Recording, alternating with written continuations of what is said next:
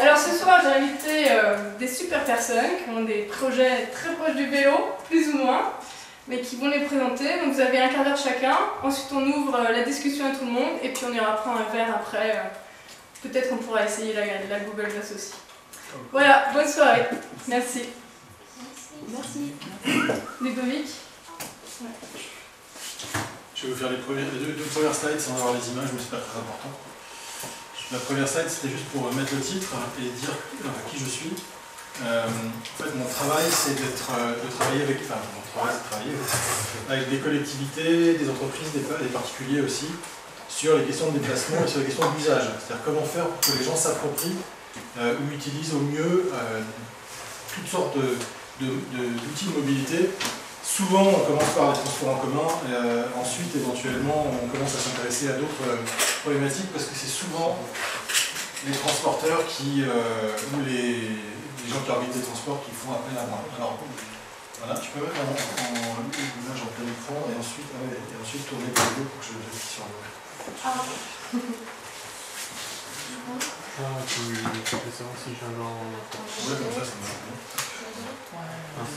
Alors, moi c'est zéro technologie, je suis pas du tout, je sais pas comment on fait pour avoir le plein écran. Comment on fait pour avoir juste le Ah ouais, t'es dans l'office déjà, voilà. C'est pas un truc, c'est juste des images qu'on monte les unes derrière les autres, donc c'est vraiment des technologies de base.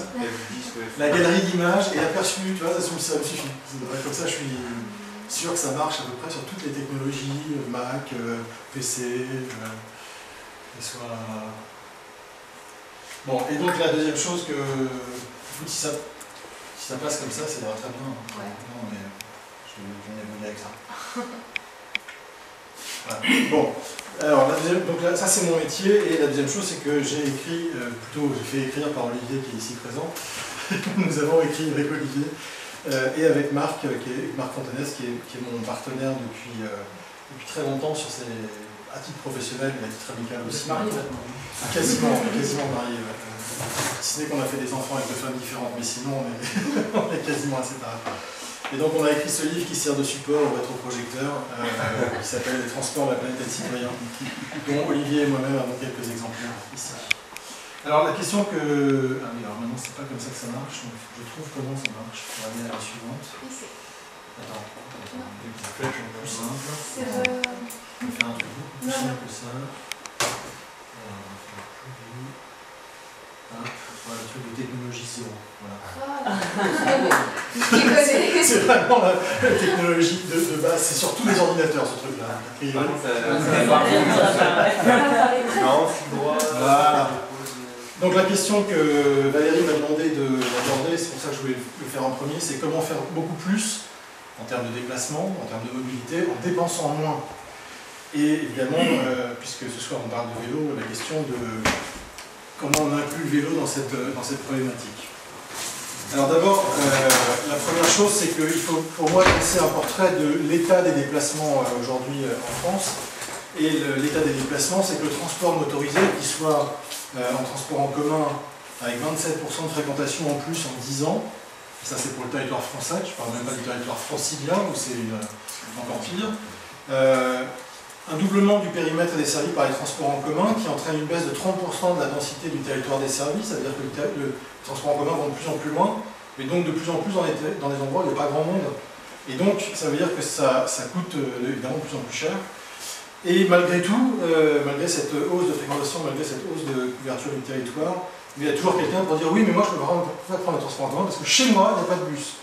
Alors on se rend compte que ça arrive dans Paris aussi, il y a des gens qui disent ah oui mais chez moi il n'y a pas de transport, alors que globalement il y a toujours un bus au coin de la rue, dans la rue d'à côté, etc. Mais bon pour autant. Alors le deuxième facteur, c'est que les réseaux de fait sont saturés et sont usés. Je suis arrivé en pensant être en retard, mais finalement j'étais quasiment à l'heure, parce que j'ai pris un RER puis un deuxième, et il y avait un accident de voyageur, je sais pas quoi, enfin comme d'habitude. Et en fait, on a plusieurs régions en France, l'Île-de-France, la région Provence-Alpes-Côte d'Azur, la région Midi-Pyrénées, la région Nord, qui commencent à avoir et par répercussion d'autres régions comme la Basse-Normandie par exemple, ou la Normandie, qui commencent à avoir des réseaux qui sont au bord de l'explosion, voire qui ont explosé.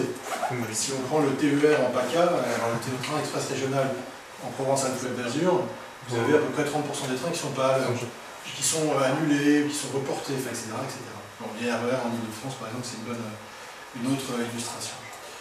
Et donc, on voit bien qu'on est à la limite, pour un certain nombre de réseaux, de ce qu'on peut faire, de réseaux de transport en commun.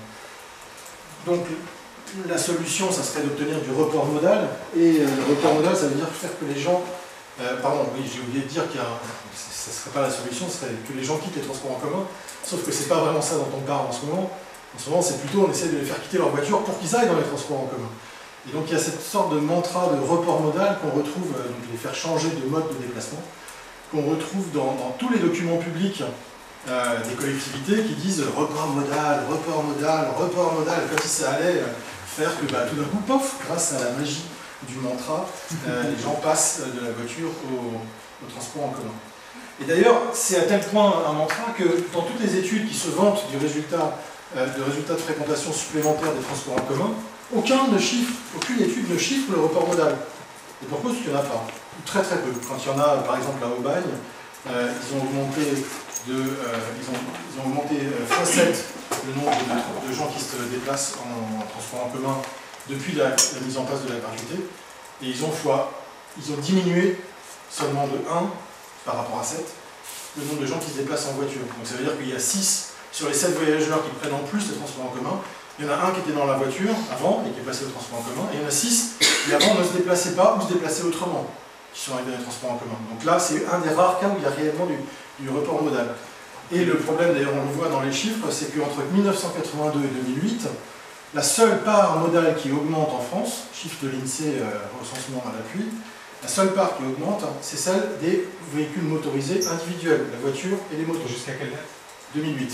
Parce que depuis, ça a baissé, je crois. Alors ça diminue très légèrement, Aux effectivement. États-Unis, on a une courbe de kilométrage fait en voiture qui a baissé. Aux États-Unis, oui, pas en France, malheureusement. En France, ça a très légèrement diminué. Très légèrement. Ça dépend de quel endroit. Oui, tout à fait. Et ça augmente encore. C'est ça. À Grenoble, entre 2002 et 2010, ça a baissé la voiture. On est passé de 52 à 47% des déplacements. Oui, donc c'est ce que dit Olivier. Dans Grenoble. Mais dès que tu sors de... l'agglomération. En fait, ouais, l'agglomération. Le problème en fait est que le nombre. Alors effectivement, il y a un léger effet tant mieux dans les centres. La proportion et le nombre absolu. La valeur absolue peut-être augmente encore, mais la proportion baisse. Oui, c'est la valeur absolue a même baissé. Là, c'est la valeur absolue dont on parle. En valeur absolue, c'est la. baissé, voilà. Bon. Non, mais depuis 82, c'est largement. Oui, voilà, après. Non, mais de toute façon, les chiffres de 2013 du recensement sont pas encore sortis. Je les attends avec impatience. Alors, j'en profite pour dire que pour moi, le seul moyen, c'est ce qui m'intéresse dans le vélo, c'est que le seul moyen d'obtenir du report modal, c'est pas de mettre des transports en plus. Le cas d'Aubagne est assez intéressant, on a rajouté plein de transports.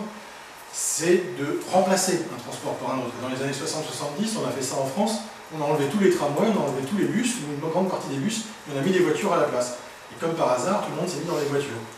Et à chaque fois qu'on fait la même chose, par exemple sur les boulevards des Maréchaux à Paris, on enlève une voie pour les voitures et on met le tram à la place, donc on ne fait pas du rajout, on enlève un truc et on en rajoute un autre, on en met un autre, et là il y a du report modal, on le retrouve, mais sur cet axe-là, pas dans l'ensemble.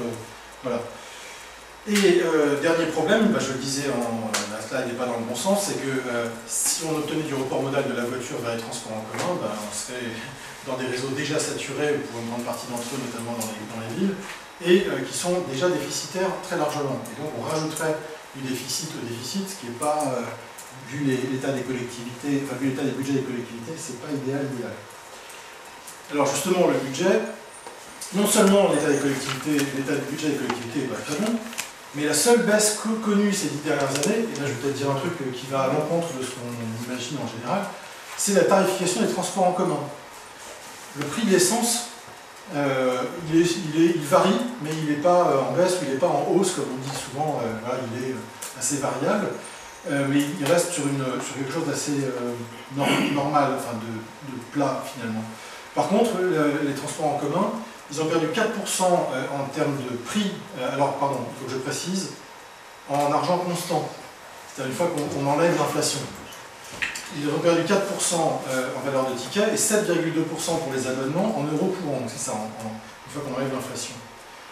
Et par ailleurs, comme on élargit le territoire qui est couvert, les recettes qui couvraient 39%, seulement 39% des frais d'exploitation, ne couvrent plus que 31% des frais d'exploitation.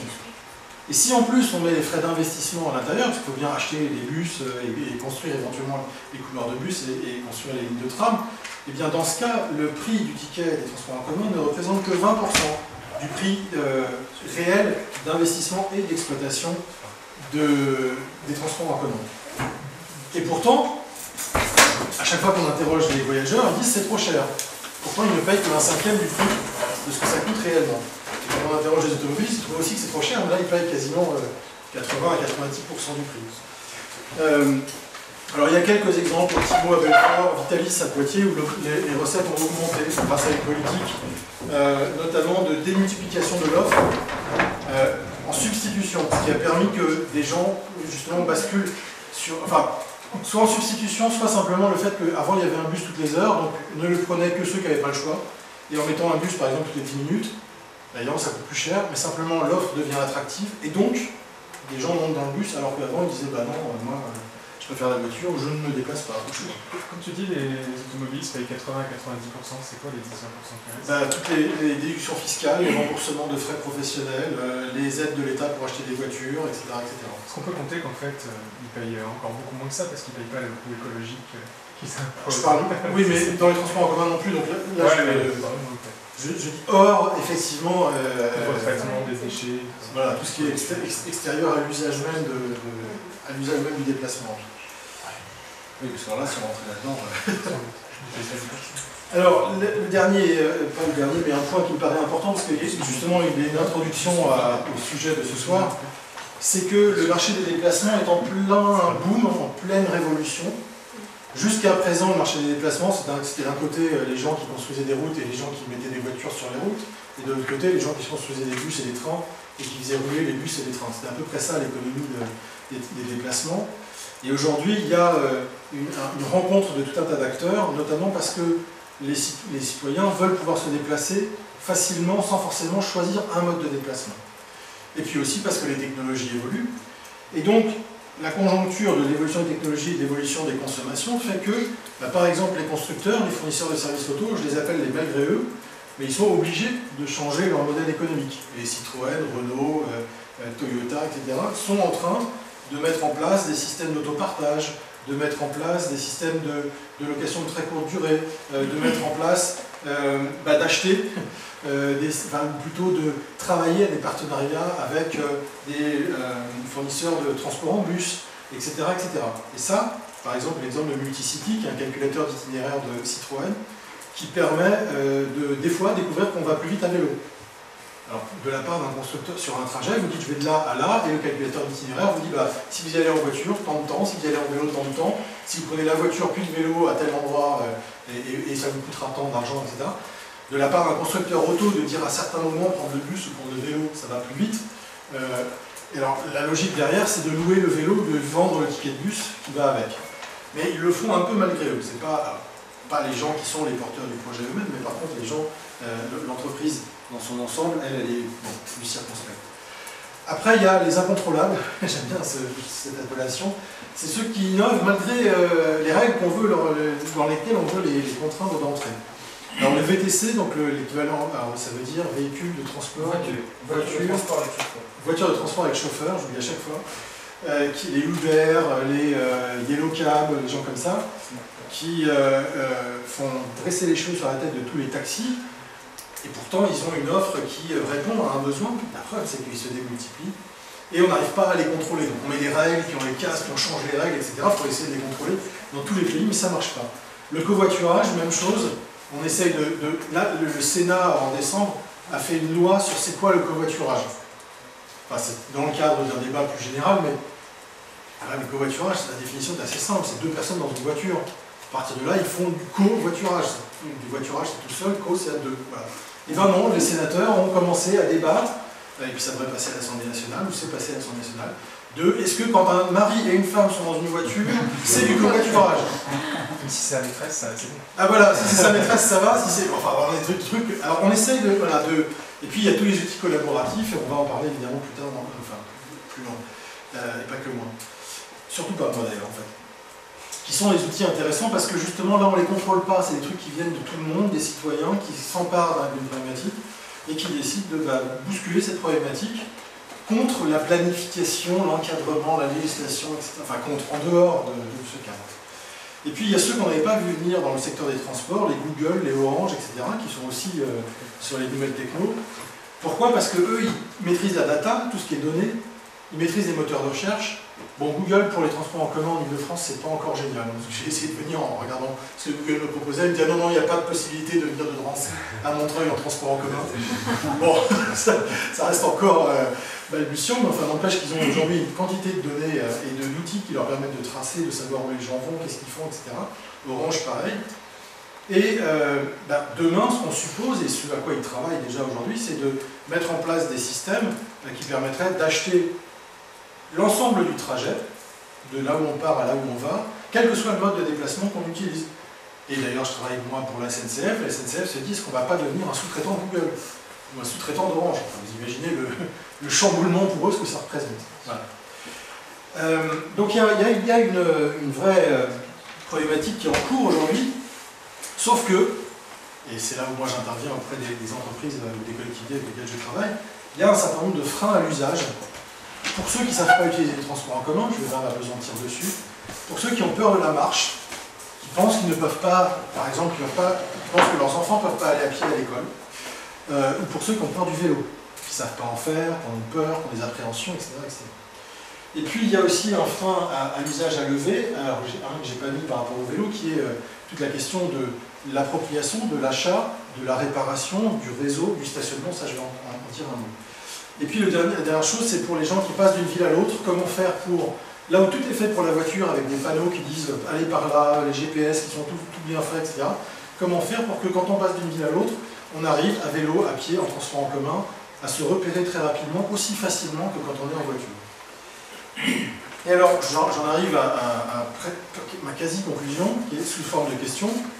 Est-ce que le principal objectif des politiques publiques aujourd'hui ne devrait pas être de réduire les besoins en distance parcourue au lieu de juste faire qu'on change la manière de se déplacer?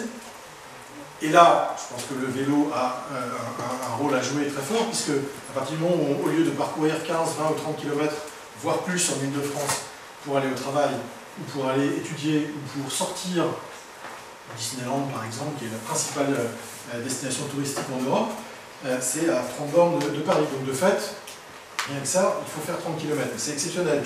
Des gens qui vont au travail en Ile-de-France, ils font 30 km tous les jours sans aucune... Enfin, voilà, c'est la moyenne, c'est même la norme. Et donc la question, c'est comment faire pour qu'on réduise les besoins en distance parcourue, pour travailler, pour étudier, pour aller faire ses courses, pour ses loisirs, etc. Et donc, comment on peut faire pour que les gens, notamment, puissent aller à pied, en vélo, ou en prenant un transport en commun léger, c'est-à-dire un bus, plutôt que d'avoir à installer des systèmes de transport en commun lourds, ferrés, qui eux coûtent très cher. Alors j'ai quelques pistes à vous proposer, et je vous parlerai juste là du vélo, pas du reste, puisque ce n'est pas l'objet de ce soir. Qu'est-ce qui pourrait inciter les gens qui ne sont pas déjà à vélo à se mettre à vélo? Et qu'est-ce qui pourrait inciter, en parlant d'applications et des choses qu'on pourrait faire avec des ordinateurs, pour les gens qui ne sont pas comme moi, c'est-à-dire qui sont plus technophiles? Ben, la première chose, c'est de faire savoir les difficultés rencontrées à ceux qui sont déjà utilisateurs ou à ceux qui voudraient devenir utilisateurs du vélo, mais qui ne savent pas parce qu'ils ne connaissent pas, parce qu'il n'y a pas de cartographie aussi précise, de signalétique précise, etc. Et par exemple, signaler quand un restaurant, il y a une piste cyclable, là, comme vous pouvez le voir ici. Voilà. Quand un restaurant s'étale sur la piste cyclable, le signaler parce que c'est tous les jours, et donc à un moment, il est bon que la collectivité vienne dire monsieur, vous n'êtes pas censé mettre votre panneau ici. Signaler aux cyclistes quand une piste cyclable ressemble à ça. Oui, car c'est une piste cyclable. Sur la carte, ça c'est à La Réunion, mais il y en a d'autres ailleurs. Sur la carte de l'île de La Réunion, vous avez un magnifique réseau cyclable. Donc vous dites, ah super, je peux faire le tour de l'île à vélo. Enfin, sauf qu'il y a des bouts de pistes cyclables qui ressemblent à ça. Donc, ils nous ont promis qu'ils allaient agrandir les... Bon, il y a aussi ce genre de choses, ça c'est temporaire, c'est faire une sorte de Waze du vélo, de dire bah là, en ce moment, il y a un petit obstacle léger, bon, un autre obstacle. Non, on ne peut pas trop râler. On peut leur faire remarquer, ils vous répondent qu'ils travaillent, alors évidemment, vous voulez voir. Tu mets cette photo sur Twitter, c'est ça. Avec la plaque. Avec la plaque. Avec la plaque, oui, oui. Voilà. On peut aussi signaler les choses bien, les choses dignes d'intérêt. Par exemple, ce carrefour spécial vélo en Hollande, je ne sais plus exactement où c'est, à Eindhoven, je crois, de sorte à ce qu'on puisse aussi valoriser le fait que des fois, il y a des aménagements qui sont vachement bien et que c'est très agréable et que justement, ça peut lever l'appréhension qu'on peut avoir de faire du vélo. Parce que quand on n'est pas un cycliste aguerri, de se dire, au-dessus du carrefour gigantesque que je connais parce que je l'ai fait en voiture, il y a la possibilité de passer en vélo, c'est plutôt pas mal. Voilà. Deuxième piste pour des applis, comparer les modes et leurs avantages. Il y a encore beaucoup d'appréhension. Par exemple, le fait de dire si tu vas à vélo, tu en as pour 25 minutes, si tu vas en voiture, tu en as pour 1 heure. Ça, c'est dans les calculateurs d'itinéraire aujourd'hui, vous avez très peu, j'ai dit Multicity de Citroën, mais il n'y a pas d'appli facile d'usage qui vous disent ce genre de choses et qui vous permettent, enfin, à ma connaissance, et qui vous permettent de comparer facilement. Et l'autre chose, c'est que la plupart des gens sont persuadés de ça, c'est-à-dire que le vélo, c'est la mort. Alors, c'est pas forcément le vélo qui est sur la mort. Et par exemple, faire savoir que les causes de head injury, je sais pas comment on dit ça, fracture du crâne, voilà, traumatisme crânien, merci, c'est très peu la marche la marche en ville en tout cas et le vélo, mais c'est beaucoup plus en voiture et alors la marche en montagne notamment. Voilà, c'est dans des périmètres, des environnements un peu plus dangereux. Et ça, il y a une appréhension irrationnelle de c'est dangereux le vélo. Donc une appli qui montrerait qui montre ce genre de choses, qui dit sur tel trajet vous avez un risque d'accident à vélo qui est de 0,2%. Par contre en voiture il y a eu 10 accidents là cette année. Ça peut être quelque chose qui permet de lever un certain nombre d'appréhensions. Ensuite, montrer la diversité des offres. À chaque fois que je dis j'ai pas de voiture, et j'habite pourtant en petite couronne, les gens disent comment tu fais pour tes courses? Ah oui, t'as pas d'enfants, ce qui est faux. Et comment tu fais pour tes enfants, etc. etc. Le mien il marche même pas, alors c'est pour dire s'il faut, pas encore. Donc voilà, et donc montrer des applications, enfin montrer quelque chose, bon là c'est de manière générale, il faut faire la promotion du fait qu'on peut acheter pour cher ou pas cher, pour cher ou pas cher, des choses qui permettent de déplacer les enfants ou les marchandises. Pas cher. C'est pas cher. Il faut être bricoleur. Dans tous les cas, par rapport à une voiture, c'est pas cher. Par rapport à une voiture, c'est pas cher. On peut faire du vélo sur la neige, on peut partir en pique-nique tranquille, et on peut éventuellement remplacer sa voiture avec un objet qui est plutôt sympathique et joli. On peut aussi signaler tout ce qui est stationnement. Les cyclistes le savent, c'est un vrai problème de réussir à se stationner sans se faire piquer son vélo. On peut aussi sur une appli signaler tout ce qui est intermodalité facile, passer dans un train, passer dans un bus, est-ce qui est autorisé ou pas, parce que là encore les calculateurs d'itinéraire par exemple ne le disent pas. Donc on te dit tu peux, mais en fait pas à certaines heures et pas certains jours et pas. Voilà, donc ça c'est quelque chose à signaler. Et puis enfin la dernière chose, c'est des applis tout simplement pour montrer qu'il y a des cyclistes.